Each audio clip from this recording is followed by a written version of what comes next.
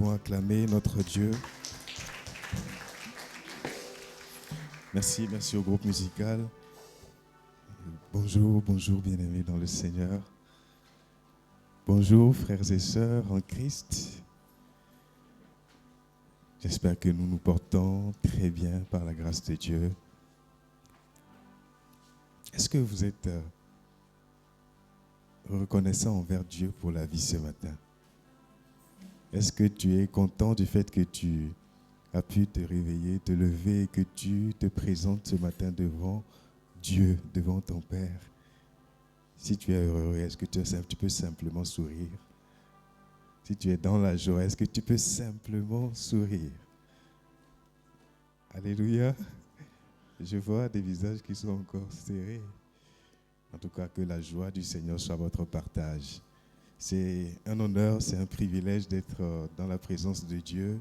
C'est une très grande joie pour moi d'être devant ce matin et un privilège, mais en même temps aussi une grande responsabilité. Merci au Seigneur qui nous accorde la grâce de nous entretenir ensemble par rapport à sa parole. Merci à l'Église, merci au pasteur et au CP pour la confiance renouvelée. Nous sommes là ce matin, nous allons nous saluer mutuellement. Dis bonjour au frère qui est à côté de toi, dis bonjour à la sœur. Est-ce que tu vas bien? Est-ce que la semaine s'est bien passée? Bonjour aux bien-aimés qui sont en ligne également. Nous osons croire que vous portez également très, très bien. Vous pouvez dire bonjour dans le chat. Est-ce que tu peux aussi demander quelle est la vision de l'année cette année? Frisia en a parlé. Est-ce que tu connais la vision qui nous conduit, qui va nous conduire durant cette nouvelle année? Est-ce que nous pourrons y aller à 3? Aujourd'hui, Multimédia n'a pas à projeter.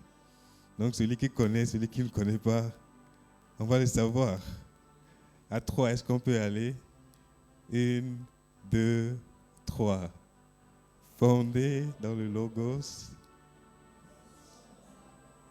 grandissons dans la foi. Apparemment, il y a certains qui parlent, mais en même temps, les oreilles aussi sont ouvertes.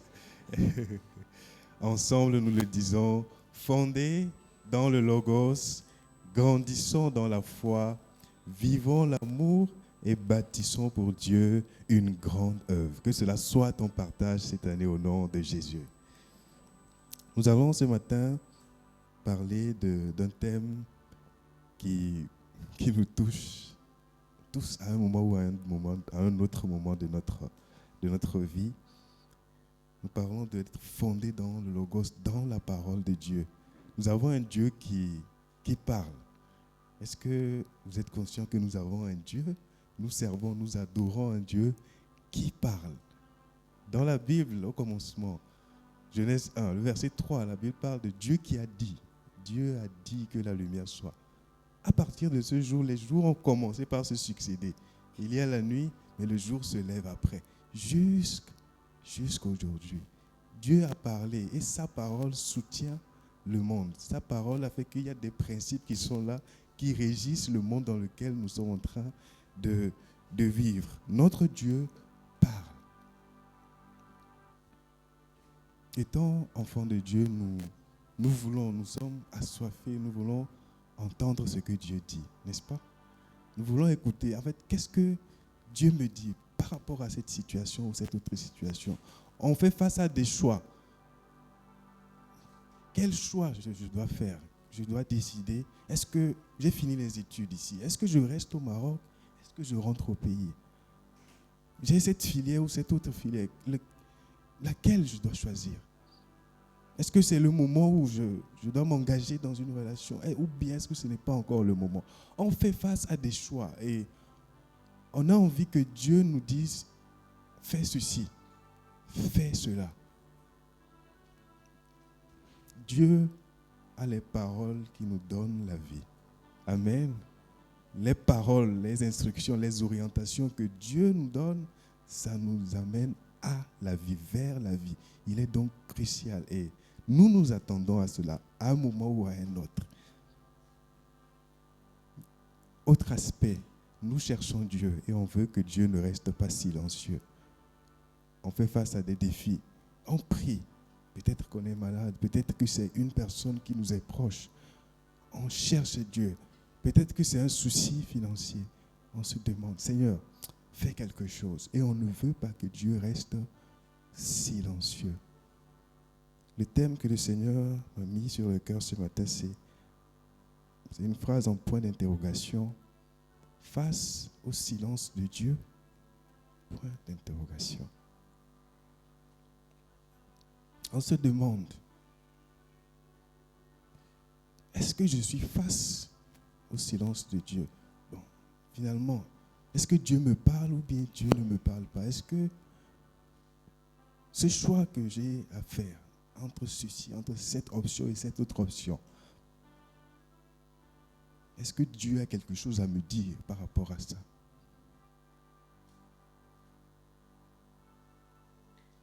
Ou on cherche Dieu? Cette deuxième dimension de l'aspect là du fait qu'on ne veuille pas que Dieu reste silencieux. On prie, on demande, Seigneur, j'ai besoin de ça. Il y a ceci, il y a cela qui se passe. Fais quelque chose. Le fait qu'on ne voit pas ou on ne touche pas à l'exaucement, ça s'apparente à une forme de silence de Dieu. Aujourd'hui, donc, lorsque nous parlerons de face au silence de Dieu, il y a deux manières de comprendre cette question. Premièrement, on est face à un choix, à des choix. Tous les jours, nous faisons des choix. Mais là, je ne sais pas ce que je dois faire. Est-ce que je suis face à un silence par rapport à une parole que je m'attends à ce que Dieu me donne? Premier volet. Deuxième volet, je suis dans cette situation, je cherche Dieu, je prie, mais je ne vois pas l'exaucement. Ça fait des jours, des semaines, des mois, parfois même des années. Mais je ne vois pas la solution qui est là. Est-ce que je suis face à un silence de Dieu?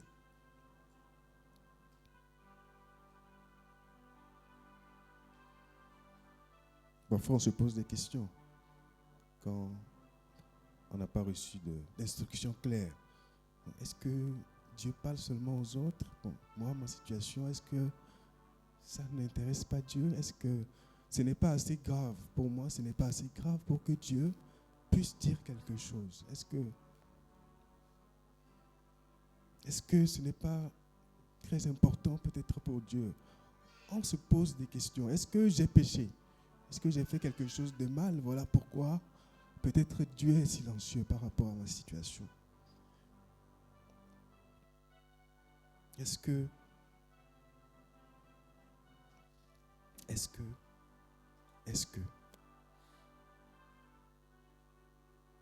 Dieu parle encore aujourd'hui?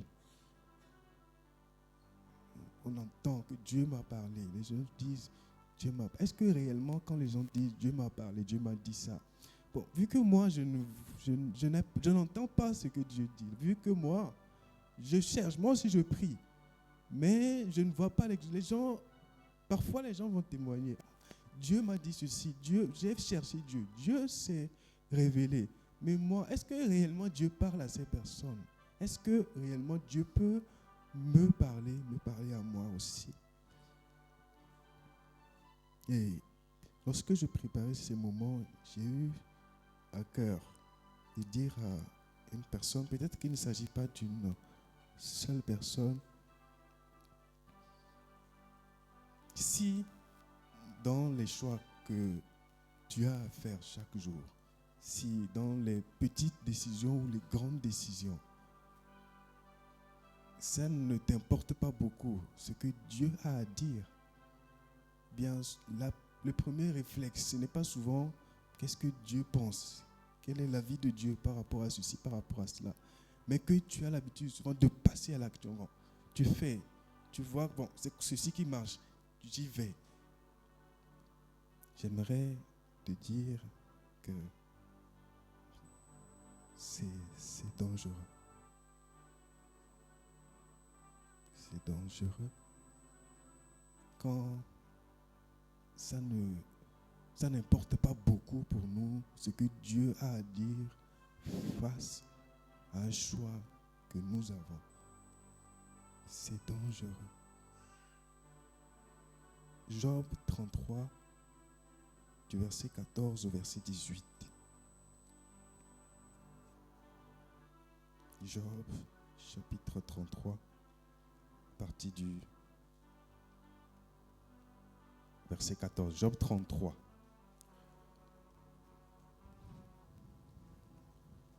La Bible nous parle d'un Dieu qui parle tantôt d'une manière et tantôt d'une autre. Nous connaissons souvent ce passage. Dieu parle cependant tantôt d'une manière, tantôt d'une autre. Et l'on ne le remarque pas. Verset suivant. Il parle par des rêves, par des visions nocturnes, quand un sommeil profond tombe sur les hommes, quand ils sont endormis sur leur lit. Il leur communique alors un message et confirme les avertissements qu'il leur donne. Il veut ainsi détourner l'homme de sa manière de faire. Il évite à l'homme fort de tomber dans l'orgueil. Dernier verset. Il préserve son âme de la tombe et sa vie de la menace du javelot.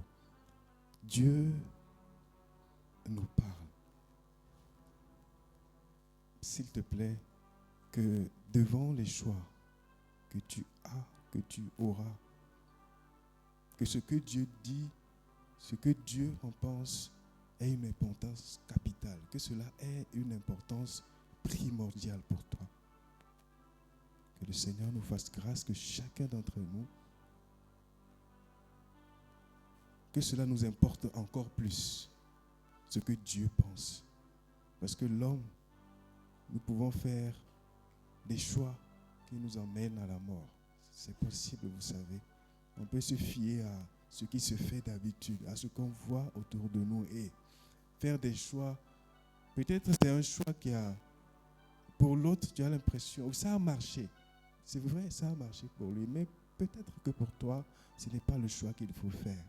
Peut-être que hier, tu as fait un choix et tu vois que non, c'est ok, voilà, ça a marché. Aujourd'hui, il se pourrait que la décision que tu dois prendre soit une autre décision. Que Dieu nous accorde la grâce que chaque jour, à chaque fois que nous sommes devant des choix, que ce qu'il dit, ce qu'il pense, soit important pour nous. Amen. Dieu parle donc de plusieurs manières. La Bible nous le disait tantôt. Nous pouvons parcourir la Bible et voir que Dieu a parlé. Il a parlé à Noé. Il a dit construis une arche. Parce que le danger arrive. L'humanité entière va être détruite. Construis une arche. Dieu a parlé. Dieu a parlé à Abraham. Quitte. Il faut partir de là où tu es. Va dans un pays que je vais te montrer. Dieu lui a parlé. Dieu parle face à face.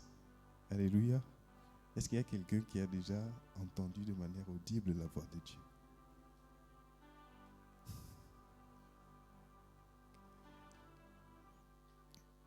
Dieu a parlé à Moïse face à face. C'est dans Exode, au début, quand Dieu voulait délivrer le peuple d'Israël, il s'est révélé à Moïse. La Bible dit que Dieu lui a parlé dans un buisson ardent. Dieu parle face à face. Dieu a parlé à Samuel, n'est-ce pas? Il dormait dans le temple et Dieu l'a appelé. On peut lire 1 Samuel 3, le verset 10. 1 Samuel, chapitre 3, le verset 10. Dieu voulait communiquer un message à Élie. Il a appelé Samuel. L'Éternel vint se tenir près de lui et appela, comme les autres fois. Bien avant, il avait appelé 2 fois. Samuel est parti vers Élie. La 3e fois, Samuel, Samuel. Samuel répondit, parle, car ton serviteur écoute. Dieu a parlé à des gens de manière audible. Au milieu de nous, peut-être qu'il est arrivé que Dieu te parle de manière audible, mais tellement on ne s'y attendait pas que, c'est, c'est comme si Dieu parle face à face. Dieu parle par des rêves, par des songes, par des visions. Dieu se révèle à l'homme pour lui donner des directives. Dieu parle. Troisième manière, Dieu parle par les autres. Il nous parle par les personnes qui sont autour de nous. Dans une conversation, vous savez, vous pouvez entendre la voix de Dieu. Dieu peut te donner un conseil à travers ton frère avec qui tu discutes, à travers les temps de prédication comme nous sommes actuellement, les temps d'enseignement. Dieu peut te parler par un prophète. Dieu peut te parler par notre pasteur. Dieu peut te parler par ton responsable. Dieu peut te parler par ton ami, ton colocataire. Dieu peut te parler par ton collègue à l'école ou au travail. Dieu nous parle de beaucoup de manières. Dieu nous parle par les temps, les circonstances. Dieu nous parle par des signes. Nous pouvons voir Jonas, lorsque Dieu s'est révélé à lui, lui a dit d'aller à Ninive. Jonas a pris le chemin de Tarsis. Dieu a parlé par le fait que la tempête s'est levée et le navire était sur le point de s'écouler. Dieu parle par la nature, par les circonstances. Dieu parle, il nous parle dans notre être intérieur, par le Saint-Esprit. Amen. Dieu nous parle par la paix qu'il pose dans notre cœur. Dieu nous parle par des convictions fortes qu'on peut avoir face à une situation. Et Dieu nous parle par sa parole, le moyen de prédilection de Dieu pour nous parler de manière permanente. Maintenant, il arrive. On se voit, on se retrouve face à ce que nous appelons communément silence de Dieu. Premier grand point, tout ce que nous appelons silence de Dieu ne l'est pas, vous savez.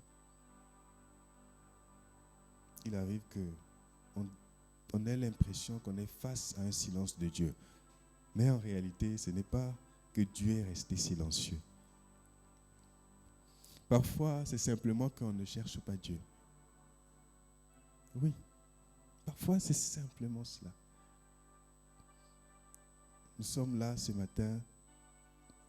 Peu d'entre nous, on a prié avant de venir. Seigneur, parle-moi, dis-moi quelque chose. Souvent, on vient. Oui, Dieu est souverain et Dieu nous parle. Mais Dieu nous parle, il se révèle, il se laisse trouver par celui qui le cherche et qui le cherche de tout son cœur. Tu veux voir si tu es face à un silence de Dieu ou non? Assure-toi, est-ce que tu es en train de chercher Dieu? Si tu es en train de chercher Dieu, est-ce que tu le cherches de tout ton cœur? Parce que parfois on peut chercher Dieu à moitié. On s'attend à Dieu, mais bon, à côté, voilà, on sait que on va faire comme ça. Seigneur, je te cherche, Seigneur, révèle-toi à moi. Mais on sait que on a déjà clarifié notre choix dans la tête. Que Dieu nous fasse grâce, que nous soyons de ceux qui le cherchons et le cherchons de tout notre cœur. Parce que Dieu est fidèle. La parole de Dieu dit, Jérémie 29, le verset 13, que vous me chercherez et vous me trouverez si vous me chercherez et vous me trouverez si, dans cette version, parce que vous me chercherez de tout votre cœur.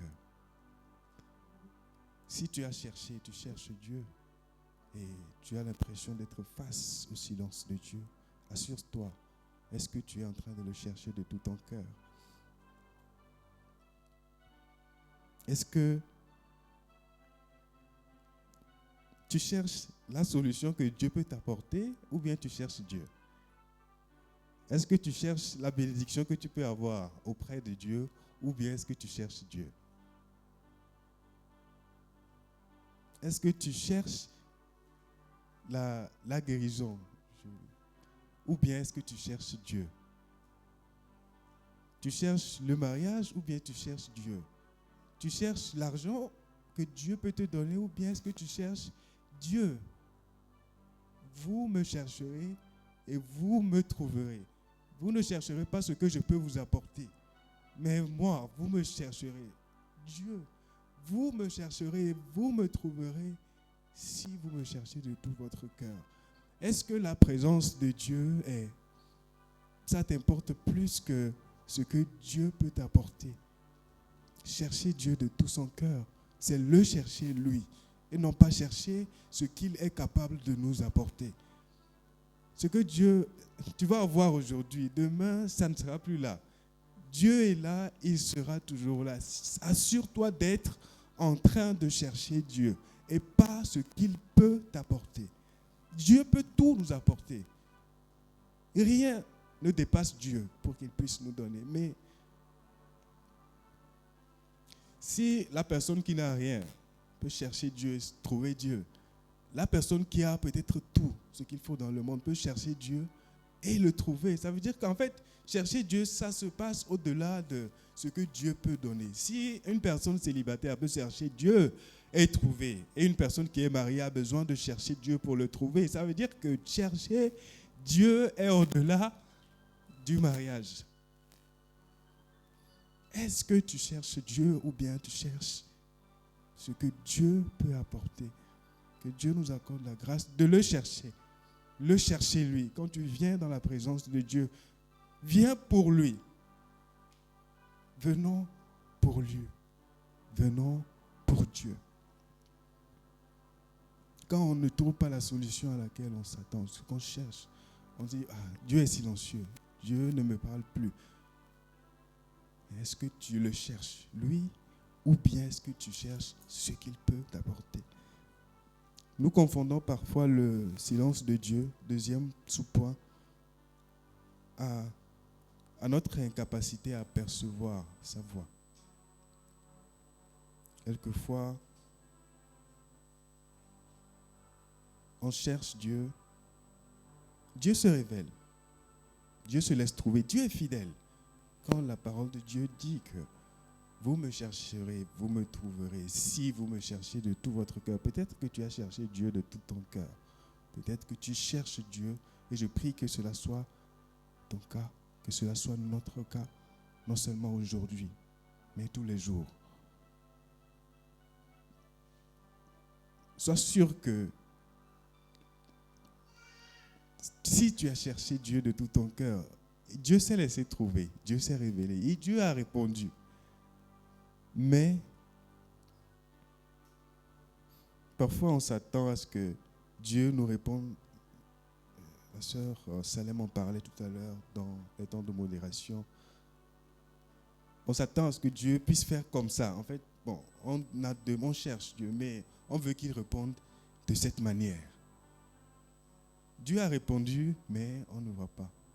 Mais on ne comprend pas, mais on ne discerne pas. Et comme on ne comprend pas, comme on n'a pas discerné que voilà, ça, c'était la réponse de Dieu, on dit que Dieu est silencieux. Non, Dieu n'est pas silencieux. C'est nous qui n'arrivons pas à discerner, à reconnaître la voix ou la réponse que Dieu nous a donnée.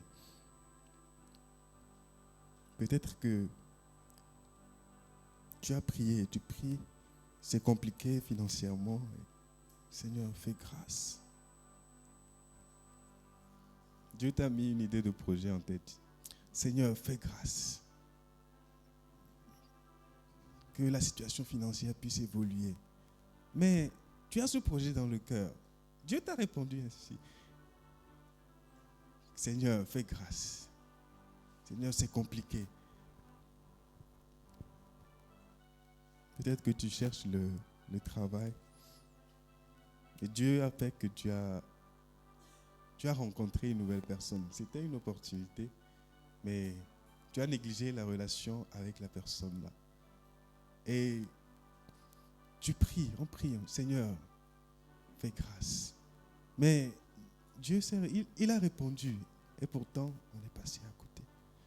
Que le Seigneur nous accorde la grâce de reconnaître sa voix quand il nous parle, quand il se révèle à nous, quand il nous montre sa personne, qu'on ne s'attende pas à ce que Dieu se fasse voir dans le feu. Vous savez, le prophète Élie, il a demandé à voir Dieu.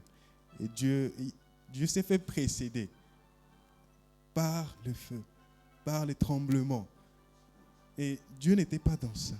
C'est quand le murmure doux et léger est arrivé que Dieu était là-dedans. 1 Roi 19.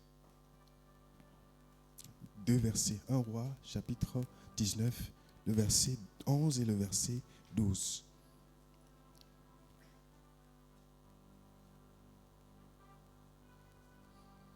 L'Éternel dit, sors et tiens-toi sur la montagne devant l'Éternel. Et l'Éternel va passer. Devant l'Éternel, il y eut un vent fort et violent qui déchirait les montagnes et brisait les rochers. L'Éternel n'était pas dans le vent. Après le vent, il y eut un tremblement de terre. L'Éternel n'était pas dans le tremblement de terre. Verset 12. Après le tremblement de terre, il y eut un feu. L'Éternel n'était pas dans le feu. Après le feu, il y eut un murmure doux et léger. Juste après, Dieu va parler à Élie. Il se peut que Dieu se soit révélé, qu'il ait parlé d'une manière, mais on s'y attend d'une autre.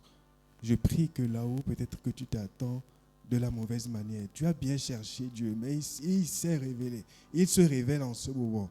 Mais que tu es fixé sur une manière. C'est comme si ton regard est ici. Mais que Dieu se révèle ici. Je prie que le Seigneur t'accorde de détourner le regard et de voir. Que, non, en fait, ce n'est pas ici.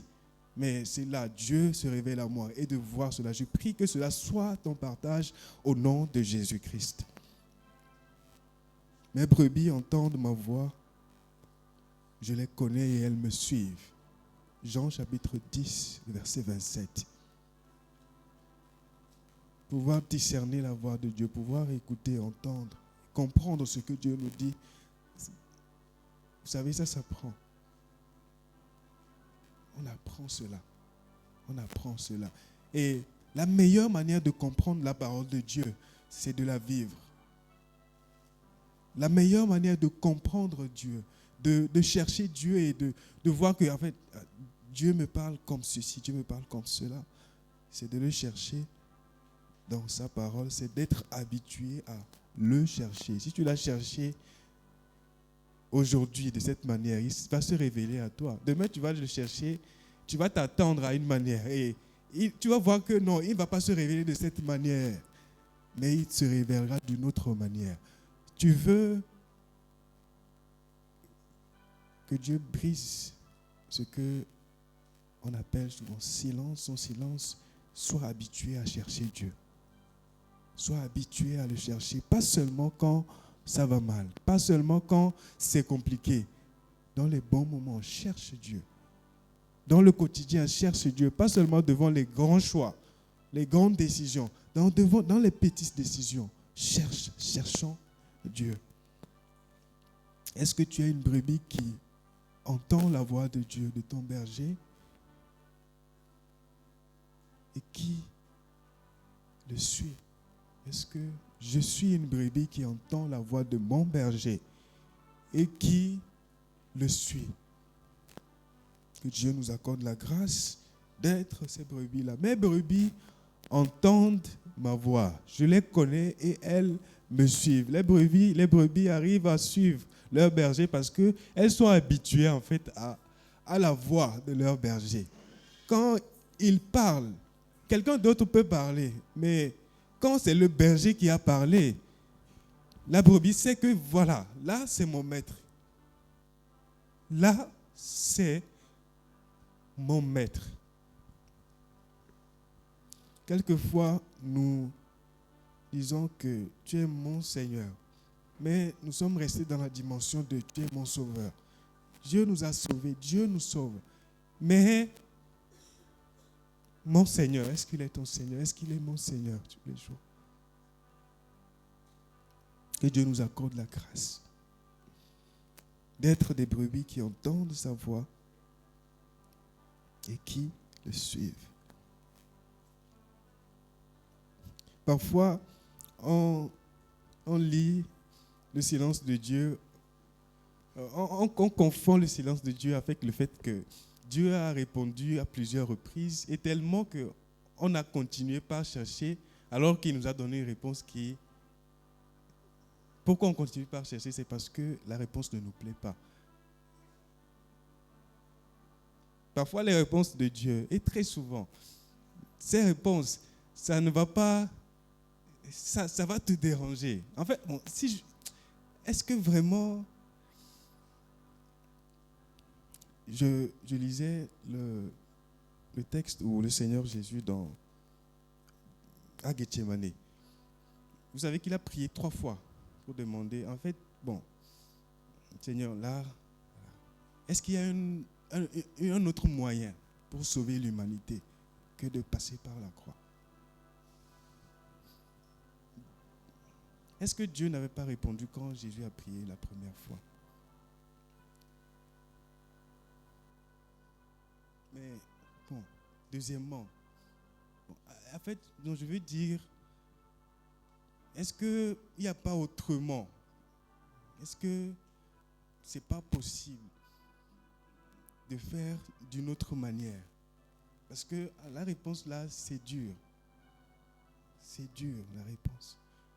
Quand Dieu nous donne une réponse qui est dure, qui est difficile à appliquer, parfois on cherche encore en espérant qu'il donne une réponse différente. Sauf que Dieu donne encore la même réponse.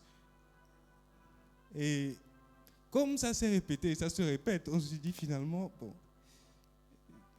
Dieu ne me parle plus. Non, Dieu te parle, sauf que la réponse est venue. Non, tu cherches une autre réponse. Une autre réponse qui sera peut-être plus douce, plus facile à appliquer. Mais non, c'est ça la réponse. C'est ça ce qu'il faut faire. Que Dieu nous accorde la force d'appliquer ce qu'il nous a donné comme instruction. Là où il nous a répondu et que c'est dur, c'est difficile, qu'il t'accorde la force, à toi et à moi, d'accepter. Parce que Dieu n'est pas silencieux. Il a parlé. Simplement que la réponse ne nous plaît pas. On veut une autre réponse. Arrivons à cette dimension, à ce niveau où on va dire comme notre Seigneur, bon, que ma volonté ne soit pas faite, mais ta volonté. Ta volonté. Dans la volonté de Dieu qui devait s'appliquer en ce moment, il y avait ton salut à toi et à moi qui était en jeu. Dieu ne pouvait pas donner une autre réponse. Parce qu'il y a le salut des milliers de personnes qui sont en jeu. Et c'est le seul moyen, face à des choix difficiles, sachant que en appliquant cela, les résultats, ça dépasse notre confort. Ça va bénir des milliers et des milliers. Quelquefois, et c'est juste qu'on ne voit pas cela et on veut que la réponse puisse correspondre, puisse être facile à appliquer. Que Dieu nous accorde la force d'appliquer les réponses, les orientations difficiles qu'il peut nous donner, qu'il nous a données. Nous allons aller vers la fin en parlant de ce deuxième point. Les attitudes à avoir face au silence de Dieu. C'est vrai que parfois aussi Dieu peut être silencieux. Dieu peut ne pas répondre. Ne pas répondre favorablement. Ne pas dire quelque chose. Il y a 2 saisons dans la vie dans nos vies, dans la vie en tant que chrétien. Cette saison où Dieu répond. On prie, voilà, Dieu te donne une vision, tu comprends clairement que voilà, là c'est ce qu'il y a à faire. Tu pries et Dieu guérit. Dieu opère un miracle. Tu ne sais pas comment ça s'est fait, mais c'est arrivé. La solution est là. Tu vois cela clairement. Il y a cette saison. Il y a aussi la saison où la réponse n'est pas là. Dieu ne répond pas. Dieu semble ne pas répondre. Joseph je méditais sur le temps qu'il a passé en prison. Et il était en prison. Il y a eu un serviteur du pharaon qui a offensé son maître et qui a été mis en prison aussi. Ils étaient deux. Et on va parler de celui qui a été mis en prison. Les deux ont fait des songes. Et Joseph a interprété. Qui est-ce qui a parlé à Joseph? Qui est-ce qui a donné la sagesse à Joseph pour interpréter les songes de ces dieux? Dieu parlait à Joseph en ce moment. Dieu l'orientait pour qu'il puisse comprendre ce qui va arriver et qu'il puisse donner donc l'explication des songes de ces deux. Il y a eu l'un qui a été relâché. Joseph, lui, il est resté dans la prison. Est-ce que Joseph, lui, ne priait pas pour que lui aussi sorte de la prison? On comprend que Joseph était quelqu'un qui cherchait Dieu, qui priait. Est-ce que Joseph, en priant, il n'y aurait pas eu ce moment-là où il va demander au Seigneur, bon, que ma situation puisse s'améliorer? 2 ans sont passés quand l'autre qui était venu pendant que Joseph lui était là et qu'il est sorti. 2 années sont passées avant que lui ne soit relâché. Est-ce que pendant ces 2 années-là, Joseph ne s'est pas posé des questions? Parfois, Dieu peut nous parler pour les autres, mais c'est comme si pour nous-mêmes, là, il est... Bon, là, c'est... On peut passer par un temps difficile. Quelqu'un d'autre aussi passe par un temps difficile, nous donne un sujet, on prie, et Dieu répond. Mais par rapport à notre situation, c'est comme... Bon, Dieu peut garder le silence. Ces 2 saisons peuvent coexister. Dieu te parle par rapport aux autres. Tu pries, l'autre est guéri. Mais toi-même, tu es malade. Tu pries la situation. L'autre a trouvé un travail, mais toi-même, tu cherches encore. C'est comme si Dieu te parle quand il s'agit des autres, mais quand il s'agit de toi, quand il s'agit de moi, là, c'est comme si ton dossier est en attente, mais il traite maintenant les dossiers des autres, à travers toi, parfois. Face à cela, que faire? Que faire? Premièrement, sache que le silence de Dieu est différent de son absence. Ce n'est pas parce que Dieu ne parle pas, il ne dit rien, qu'il n'est pas là ou qu'il ne fait rien. Ce n'est pas parce que Dieu ne dit rien, ne semble pas répondre, que tu ne vois pas l'exaucement de manière palpable maintenant, que Dieu n'est pas en train d'agir. Il agit. Pendant que Joseph priait, voilà, Seigneur, ma situation aussi. Dieu était en train de préparer son élévation. Mais sauf que Joseph ne voyait pas, il était encore en prison. Ne panique pas. Si ça a été compliqué, c'est compliqué en ce moment, et que tu cherches Dieu,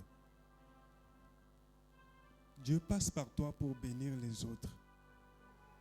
Mais toi-même, c'est comme si Dieu ne voyait pas ton problème et que Dieu est silencieux. Tu as cherché, tu cherches. Ne panique pas.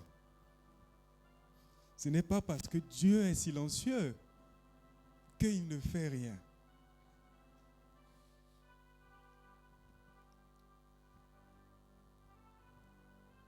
Ne promène pas les regards inquiets. Ésaïe 41, verset 10. Ésaïe 41, verset 10.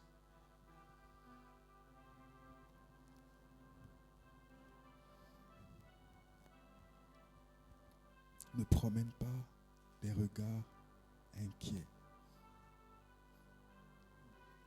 Il est ton Dieu. Il est ton Dieu. Il est ton Dieu. Ne crains rien, car je suis avec toi. Dieu est avec toi.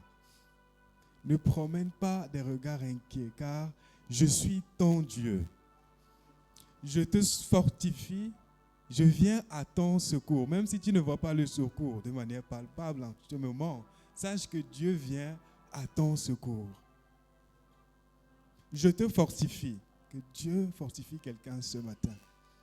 Je te fortifie. Que Dieu fortifie quelqu'un ce matin. Je viens à ton secours. Je te soutiens de ma droite triomphante. Dieu te soutient. Dieu est avec toi.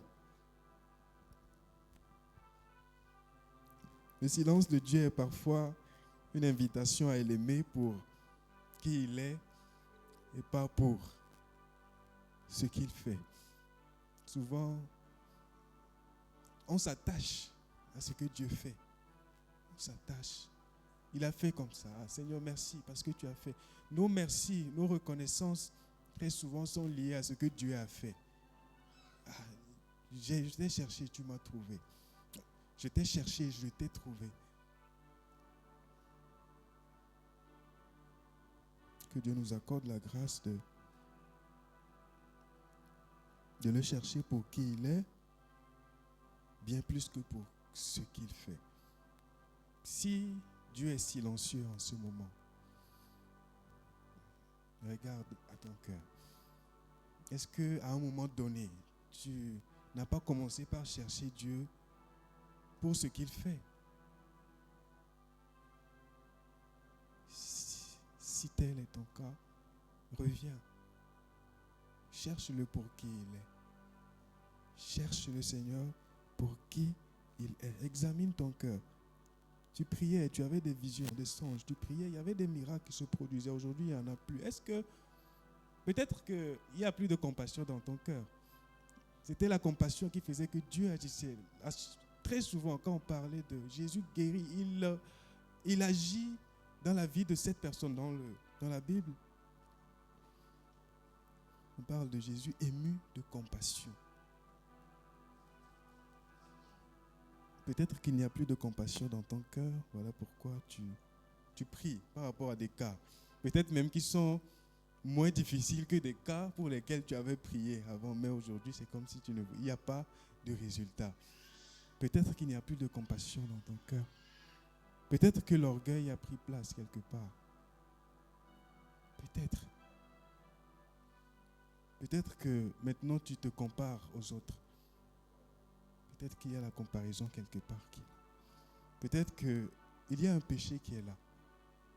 Peut-être. Peut-être. Peut-être que le Seigneur t'accorde la grâce de discerner. Là où il y a quelque chose dans le cœur qui fait que maintenant tu fais face à un silence. Là où Dieu parlait avant. Là où tu pouvais comprendre avant. Que Dieu nous accorde la grâce. Qu'il touche ce qu'il y a dans nos cœurs là. Qu'il enlève cela. Au nom de Jésus-Christ. Si tu as cherché Dieu aujourd'hui et il est silencieux, médite sa parole, cherche-le. Va voir ce qu'il a déjà dit.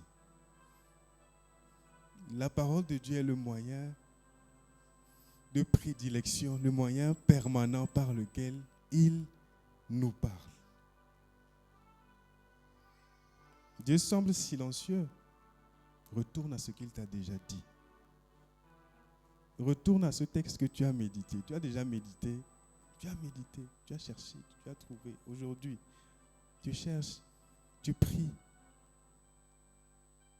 Même si tu as déjà médité la Bible plusieurs fois, retourne encore.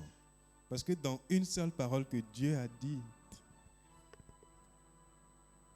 la révélation pour toi, les révélations pour toi peuvent te prendre toute la vie.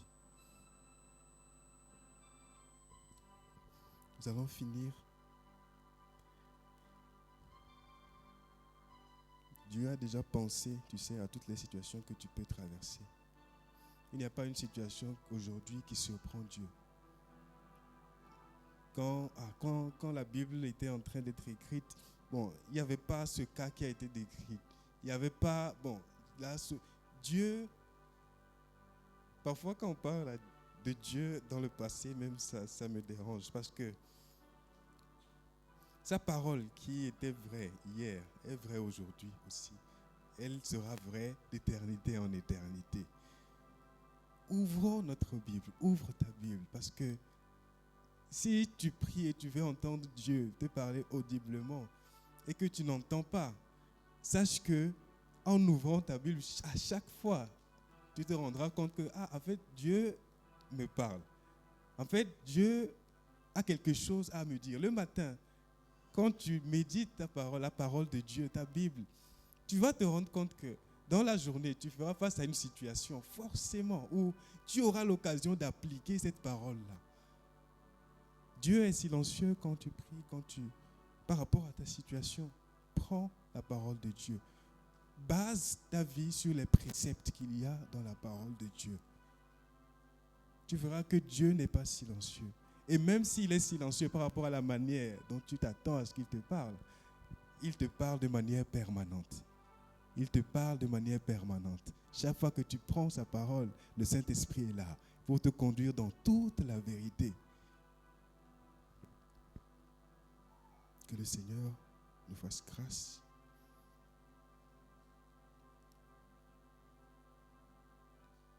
Merci, Père. Tu sais nous parler par un moyen, par un autre. Nous voulons, et notre désir le plus sincère est de te chercher comme il le faut et de te trouver lorsque tu t'es révélé à nous. Merci, Seigneur, de ce que ta voix résonne, ta voix a résonné et nous sommes de plus en plus capables de l'entendre, de comprendre et de te ressembler. Que la gloire et que l'honneur te reviennent au nom de Jésus-Christ. Amen. Que le Seigneur bénisse sa parole. Amen. Dieu continue à nous parler.